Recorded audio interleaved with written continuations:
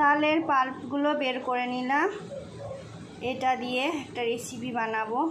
এটা আমাদের ভাদ্র মাসে খেতে হয়, তাই তালের পাল্পগুলো বের করে নিয়েছি। আর এদিকে চালের গুঁড়ি করে নিয়েছি। এবার দুটো একসঙ্গে মাখবো। অল্প অল্প তাল দিয়ে চালের গুঁড়িটা মেখে নেব।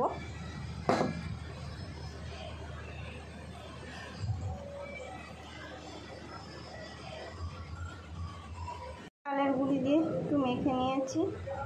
নুনটা আগে দেওয়া দরকার ছিল, ভুলে গেছি, এখনও মিশে যাবে। নুন দিলাম, নারকেল দিলাম আর চিনি।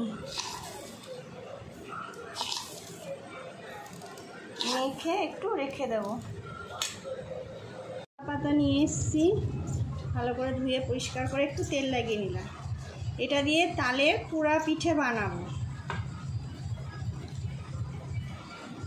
এবার ওই মাখাটা এরকম একটা শেপ মতো বানিয়ে এটা দিয়ে উল্টে ঢাকা দিয়ে দেবো। এরকম করে কটা বানিয়ে নেব। তাওয়াটা গরম করে নিলাম। এবার একটা একটা করে দিয়ে দেব সাজিয়ে সাজিয়ে। তিনটে ধরবে মনে হচ্ছে।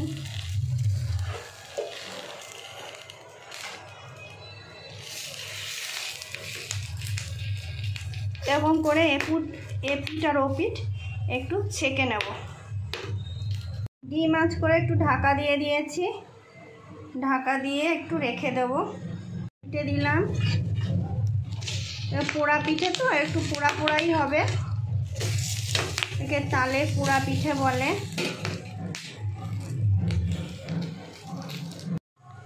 হয়ে গেছে পোড়ানো। ভিতরটাও কি সুন্দর হয়েছে।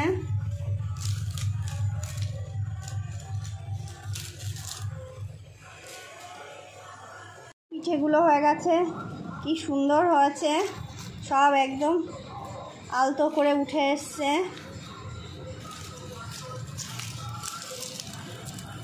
এই রেসিপিটা যদি ভালো লেগে থাকে তাহলে তোমরা বাড়িতে করে খাবে আর লাইক করবে, কমেন্টে জানাবে কেমন হয়েছে আর একটু শেয়ার করে দেবে।